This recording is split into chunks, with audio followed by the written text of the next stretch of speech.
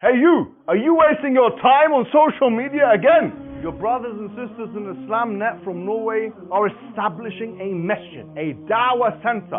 Establishing a masjid to convey the message of Islam is one of the best deeds a Muslim can do. There's a huge need for it in Norway. You know this and I know this. So that makes the reward even greater. So give generously and Allah Azza wa Jal will give you even more.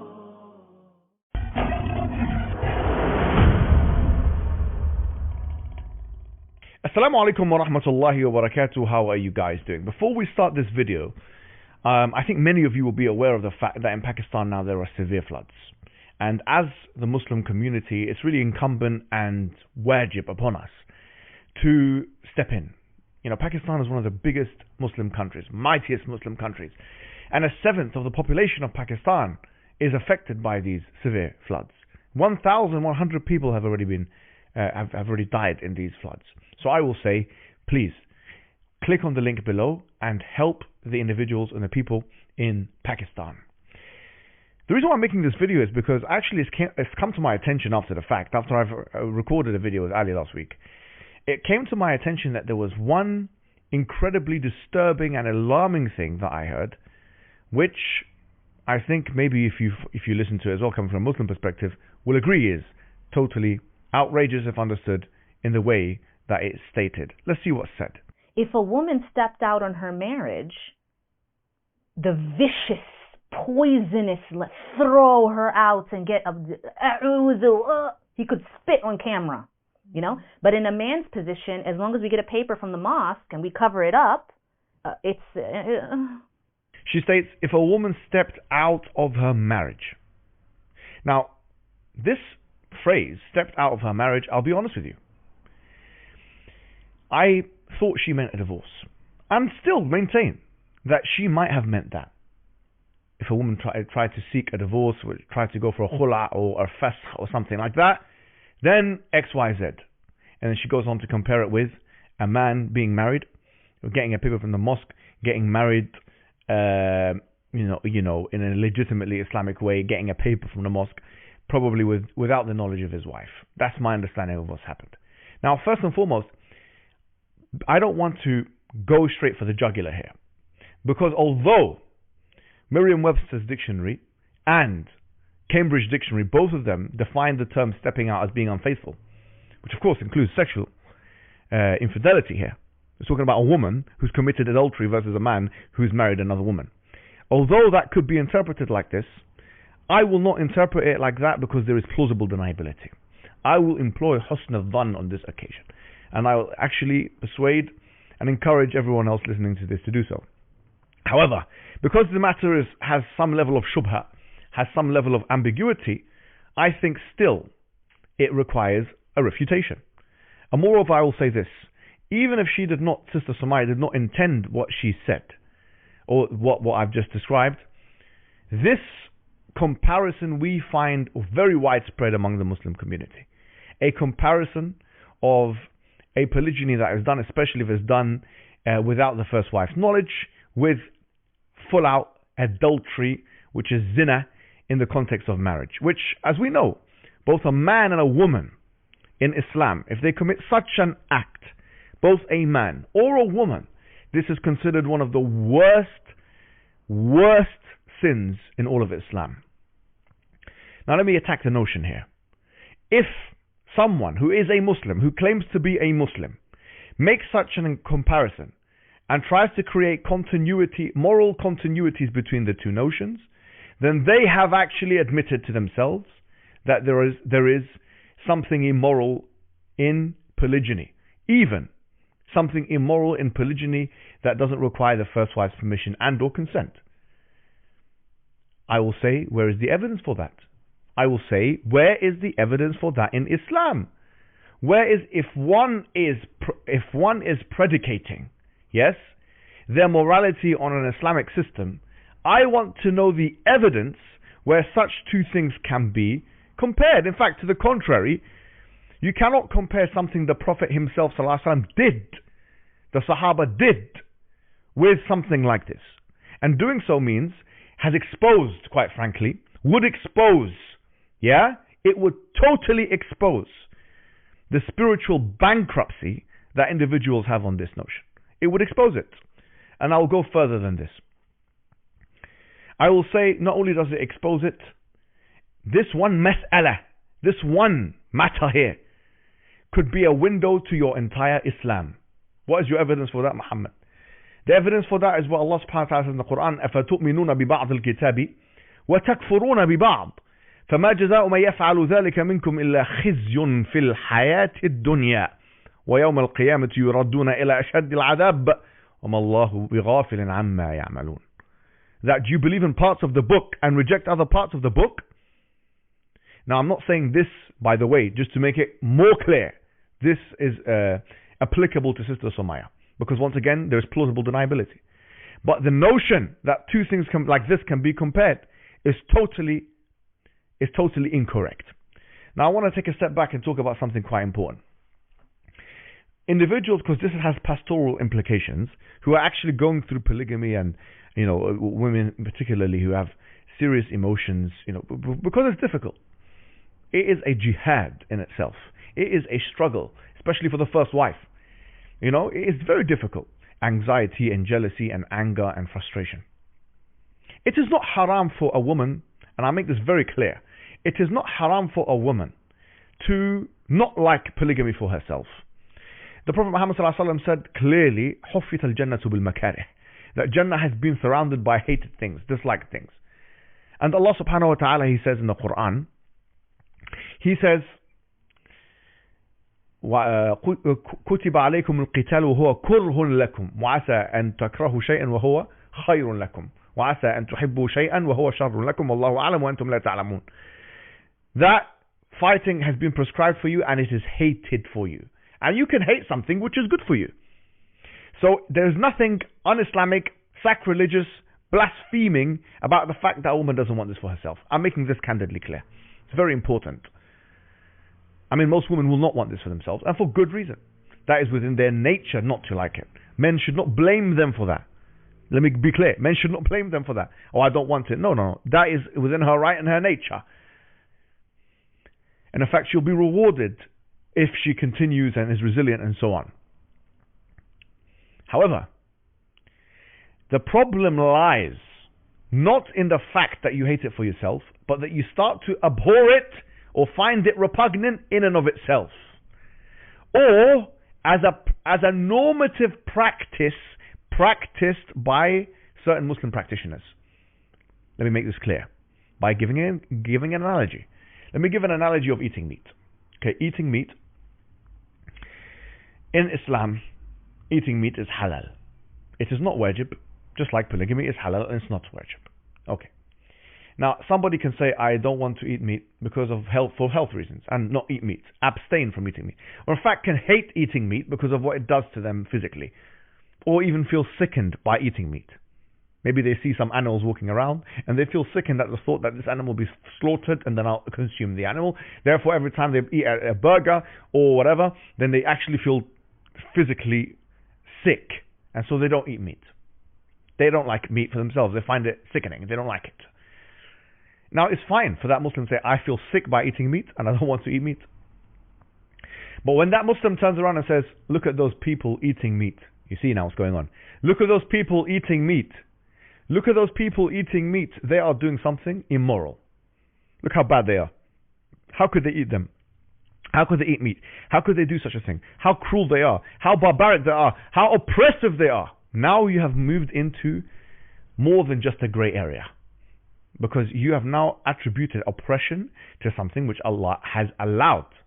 Oppression with something which Allah has allowed.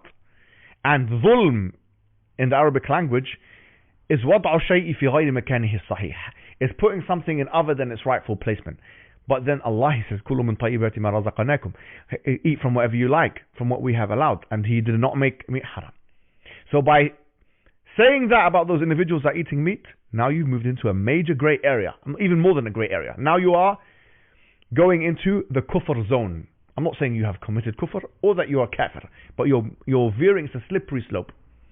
Because the next step after that is saying eating meat is wrong, which is the equivalent here by saying polygamy is wrong, it's immoral, it's unjust, it's oppressive. that is kufr akbar yukhrij sahibuhu min millah. That is something which is kufr akbar, the kufr that takes somebody out of the religion of Islam. Because clearly Allah says the opposite.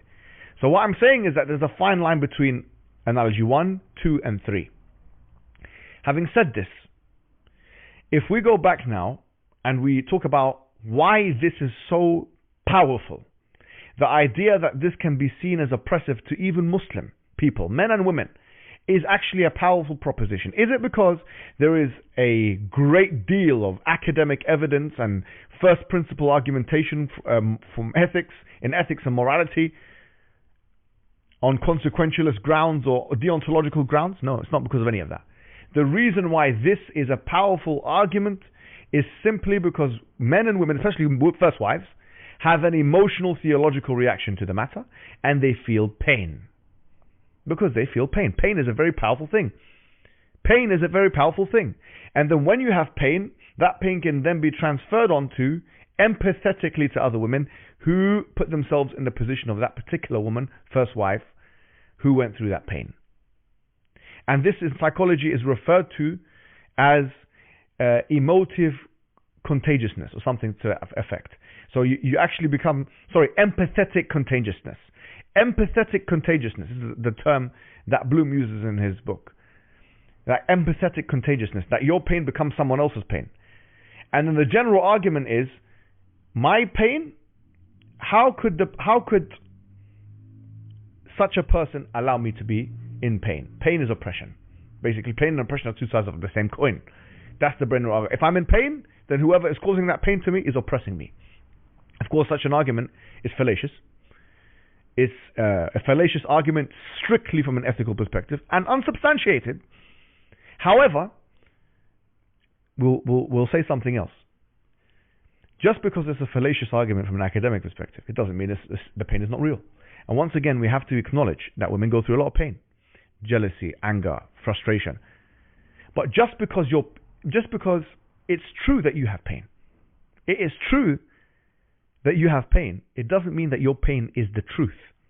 Meaning here, you cannot use your pain to diagnose or otherwise arbitrate what is true and what is false from a moral perspective. You have no epistemological or theological right to do so. There's actually no argument there. You see, and I gave the argument already, I spoke to you in the previous video, which you can watch, about certain double standards from a theological paradigm which certain first wives who abhor the act or have shown some discontent with it actually employ. But this empathetic contagiousness, although it's not academically robust, it's an emotional argument, it's a flat out emotional argument which is filled with fallacy and untruth and is baseless, it is still very powerful. Because quite frankly, the statistical abstractions of the consequentialist arguments for polygamy on a collectivist level is something which people can't empathize with. You cannot, as Bloom said, you cannot empathize with statistical abstractions. In other words, if I tell you there's, for example, some consequentialist arguments or arguments about consequences. If I say to you, polygamy solves this problem, this societal problem, which one, for example? It increases the Muslims in the world, which for us is an objective Sharia. The Prophet ﷺ told us to do that. For example, if someone polygamy solves another issue, which issue is this? Single mothers or divorcees who need to get married and find it difficult on the marriage market for many years, 5 years, 10 years, then they finally find somebody through polygamy, which they would otherwise not have found. So it solves, you have a surplus of women that now it solves an issue here. It puts more people in psychological, if you put a utilitarian basis, state of stability. In fact, there was actually a study that was conducted on 56 villages. 56 villages. I think it is the only one of its kind. And this was a study that was done in the Western academic setting. And in that study, they concluded that there is no harm in polygamy from that perspective. And in fact, they mention stock argumentation for some of the advantages from a collectivist paradigm. They say, for example, the economic resources are spread it increases education, obviously because if economic resources are spread, then education within certain families are spread, and so on. So these arguments I'm putting forward to you now, which are collectivistically consequential in nature, are cold rationalization. You can't emphasize with them. So even though on this basis you can make an argument, it's not going to compete for certain people who have had emotional theological reactions with the bitter pain of the emotional argument, even though it's a fallacious argument. Well, what is the argument? The argument is, I feel pain, therefore it's oppressive, which is false. It's a wrong, yani, how do you jump from A to B, yani? The point is. So that's the first thing I was saying. So this is very important. The second thing is to do with the point of disclosure, because they mentioned it many times in their video, and I didn't mention it, didn't talk about it. Now, in the religion of Islam, the religion of Islam does not encourage that you always have full disclosure with your partner. In fact, there's a hadith, and quite frankly, I'm saying it reluctantly because some people may misuse it. Some of us may misuse it, especially young people like me will misuse it, yes? But the hadith which says, لا يحل الكذب إلا في ثلاث, that lying is not allowed except in three circumstances. And one of the circumstances is hadith الرجل امرأته. And to be fair, the hadith also says, hadith المرأة لزوجها, or كما قال صلى الله عليه وسلم, that if a husband speaks to his wife, or if his wife speaks to her husband. The religion of Islam does not encourage full disclosure when it comes to marital affairs. Why? Because there are some things which in romantic relationships that if explained, it can cause some serious detriment to the marriage. And even the Prophet Muhammad ﷺ, he did this himself. Not that he lied, but he kept things secret. And this is in the Qur'an. وَإِذْ أَصَرَّ النَّبِيُّ إِلَى بَعْضِ أَزْوَاجِهِ حَدِيثًا فَلَمَّا نَبَّأَتْ بِهِ عَرَّفَ بَعْضَهُ وَأَعْرَضَ عَنْ بَعْضٍ. This is in the Qur'an. That when the Prophet ﷺ, وَإِذْ أَصَرَّ النَّبِيُّ, the Prophet Muhammad ﷺ kept something from some of his wives. عَرَّفَ بَعْضَهُ وَأَعْرَضَ عَنْ بَعْضٍ. He told some of his wives not to tell the other ones. So this whole discourse, which was quite prominent, about you have to be completely open and honest and so on, this is actually not substantiated with the text. There are some things in a marital situation from the Islamic perspective which should not be disclosed. Full disclosure is not the Islamic position. Clearly not. So this idea as why doesn't he come and speak to her, this and that. Especially, let me make a prediction for you. If, as we're seeing, because a lot of these matters are actually interconnected. There's a flesh that joins all of this stuff. In the Western context, for example, we're seeing, and I've mentioned this in previous podcasts, we're seeing, for example, men's children be taken away from him and weaponized at the expense of the children's well-being, their educational health, their physical health, their psychological health, and the man. Yes, and even the extended family of that man, which includes women, by the way. For example, the man's mother, etc. So when a dispute happens in a marriage, or that the woman will say to the man, I threaten you with the kids, or if you do this, you're not going to see your kids again. So in this situation, if you put him in this position and he gets married without your knowledge, then you have given him some reasonable basis to do so, quite frankly. You have given him a reasonable basis to do so. Because you're simply saying, I'm going to reward your honesty with destruction. How do you expect, quite frankly, a man to respond to such a situation, who, let's say, is physiologically inclined towards the polygynous option? Now, if you're a fool, quite frankly, if you're a fool, then you would say such a thing. Because now you're basically giving him justification not to disclose certain facts. If you're not a fool and you handle the matter with maturity, then surely the man will maybe honest with you, maybe have full disclosure and speak to you about all these matters. So I predict, so long as we see runaway fathers, which I've already expressed my disdain for, by the way, runaway fathers and mothers who weaponize their children continue to proliferate in our societies, and acquiescence to such figures, we will see more secret marriages, or let's not call them secret marriages where the first wife does not know in society. And they are jurisprudentially possible, by the way. as jurisprudentially possible as, for example, a woman who does ishtirat before a marriage, according to the Hanbali madhab and some other madhab, which is that she says before a man gets married, if you do polygamy, then the divorce will take place. It's mentioned in Al-Mughni, but Ibn Qudama, many people mention at this point. I can give you references for that. So in other words, if a woman says, I insist on monogamy, and according to the Hanbali madhab, they accept it. But other madhab, no. Since we're being jurisprudentially open, so other madhab say no. أي شرط ليس في كتاب الله فهو باطل. They bring the hadith, أو كما قال صلى الله عليه وسلم, and they say any condition that is not within the book of Allah, then it's already nullified. And this is the majority opinion. Okay. So with this, I feel like what is being encouraged here with the attack on fatwas, the attack on religion and so on, polygyny and so on, an indirect attack. I'm not saying necessarily with the tea talk sisters, but generally in the Muslim sphere, especially in the Western world, with the influence of feminism, is a culture of jurisprudential censoriousness. A gag culture of jurisprudential censoriousness, where men will feel like their only option is X, Y, and Z, and women don't know also their options, that they can do ishtirat before the marriage and so on.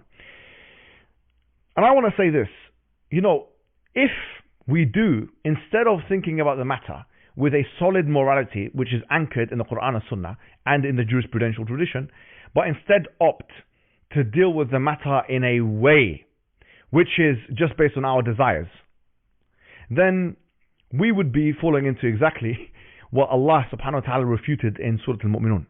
Where Allah subhanahu wa ta'ala says, وَإِذَا اتَّبَعَ الْحَقُّ أَهْوَاءَهُمْ لَفَسَدَتِ السَّمَوَاتُ وَالْأَرْضُ وَمَنْ فِيهِنْ. In chapter 23, verse number 71. That had the truth followed their desires, everything in the universe would have been completely corrupt. The universe, the heavens and the earth and everything within them would have been corrupt. Meaning what? Meaning that there is a very delicate and sophisticated system through which the universe operates. A very delicate and sophisticated system, call it the fine-tuning, call it whatever you like. That it's a Goldilocks zone of perfect numbers. Everything is, if it wasn't like this, then the universe wouldn't be a certain way. Now, the same thing applies. The phone that I'm using, the microphone that I'm using, the screen that you're watching me with right now. All of that is based on hard geometry and mathematics. It's not based on your volatile emotions. When you go on a plane, it's not based on your volatile emotions. The systems on the plane, the engine on the plane, the design of the architecture of the plane is not based on emotions. It's based on hard facts. Because the facts actually are indifferent to your emotions. The facts are indifferent to your emotions, whether you're positive or negative. Which means now, if you decide to let something as volatile as your own emotions be the guide, your moral guide in life, then you have a volatile life. You wouldn't allow such a thing to happen on a plane. You wouldn't say, I am going to ride a plane that is based on a volatile set of architectural or arbitrary set of haphazard architectural points of reference. Which means what? Which means that when you want truth, you opt for the truth which is solid. You don't and organized. Moreover, I want to make the point of cognitive dissonance. A lot of our sisters have, and brothers, quite frankly, and brothers as well. They have started to develop this disdain towards something which Allah subhanahu wa ta'ala has revealed. And by the way, we've already mentioned the ayat which talk about أَفَتُؤْمِنُونَ بِبَعْضِ الْكِتَابِ, and you believe in parts of the book and disbelieve in other parts. And we've also, to be fair, mentioned those ayat which reference that you can not like something for yourself, but there's one other set of ayats which we haven't mentioned. I'll just give you one example. ذَلِكَ بِأَنَّهُمْ سَخِطُوا بِمَا أَنزَلَ اللَّهُ فَأَحْبَطَ أَعْمَالَهُم. Which is that when Surah Muhammad, where Allah subhanahu wa ta'ala says, that is because they hated what Allah has revealed, so Allah has destroyed and nullified all of their deeds. If you become an individual who went to stage 3 in the vegan analogy, which is now you're starting to say that the thing is immoral itself, then you're an individual who now أنت تسخط, or you hate what Allah subhanahu wa ta'ala تسخط. You hate what Allah subhanahu wa ta'ala has revealed, and you are going to have nullified actions. You are going to have nullified actions. Yes.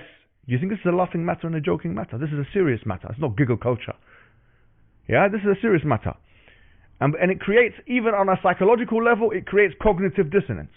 Because cognitive dissonance is a psychological disorder where you claim to believe in something, but then actually your actions show something completely different. So individuals who fall for this kind of fall prey to this kind of thing, they are the least psychologically contented individuals, because they suffer from the deepest and most entrenched type of cognitive dissonance, which causes an internal struggle within them, which leaves them unsettled and anxious, to say the least.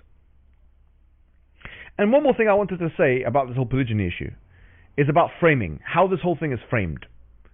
Now, this might sound unusual to a lot of you, but many of you will know in the public discourse, we hear things to the effect of, a Muslim man has a right to marry a Christian and Jewish woman.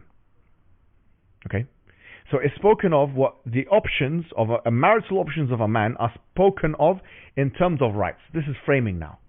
I'm saying, okay, but a Muslim man cannot marry a Muslim woman. It's never framed a Muslim man does not have the right to marry a married Muslim woman. Yeah? But it is never also framed that a Muslim woman has the right to marry a married Muslim man. So the whole rights, responsibilities, rights, inhibitions framing is actually unusual. To me, it is skewed, it is biased, it is wrong. Another thing that can be said is that, for example, when we talk about rights and responsibilities, when we talk about the issue of polygyny, some, especially non-Muslim detractors, anti-Islamic detractors, they frame the issue as an issue where men are taking advantage of women. But actually, subsequent wives are also in the framing here. In other words, there needs to be an accomplice, and the accomplice is a subsequent wife, and the subsequent wife is a woman herself. So why is the issue not seen as a woman versus woman issue? Because it is as much a woman versus woman issue as it is a man versus woman issue. There is as many or even more women involved in the equation of polygyny as there are women.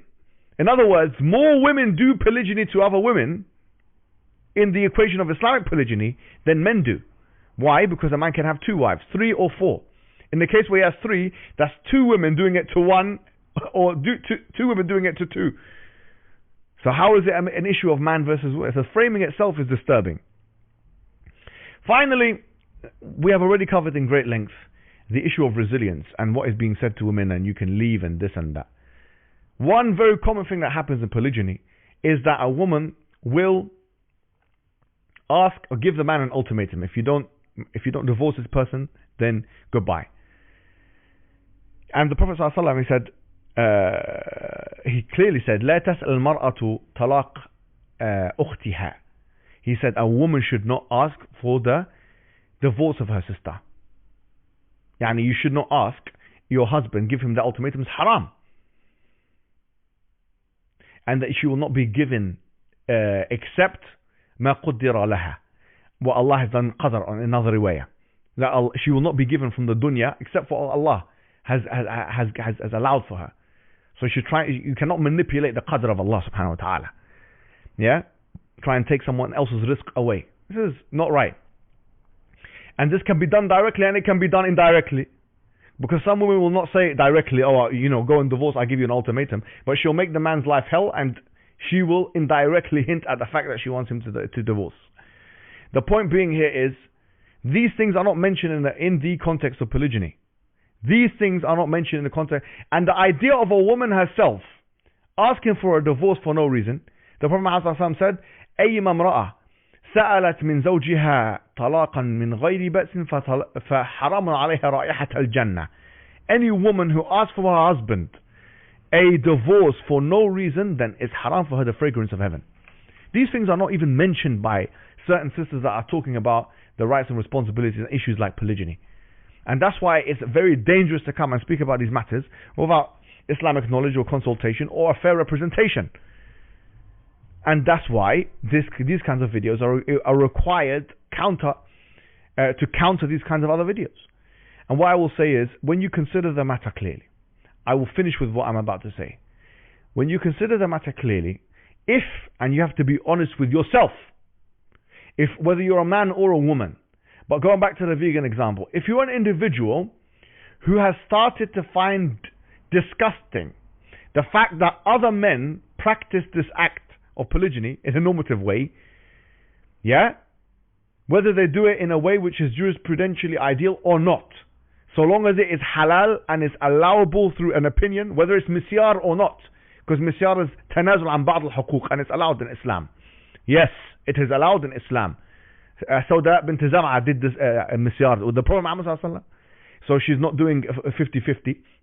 Such a model is also flexible enough to be allowable in the Islamic state. Whether it's misyar or any type of polygyny, which is acceptable jurisprudentially, if you find yourself looking at such a thing, an action, and saying that that is disgusting in my opinion, or I find that people do that are oppressive, then know that you are skating on thin ice, know that you are playing with your iman, and know that the problem is deeper than this mas'ala.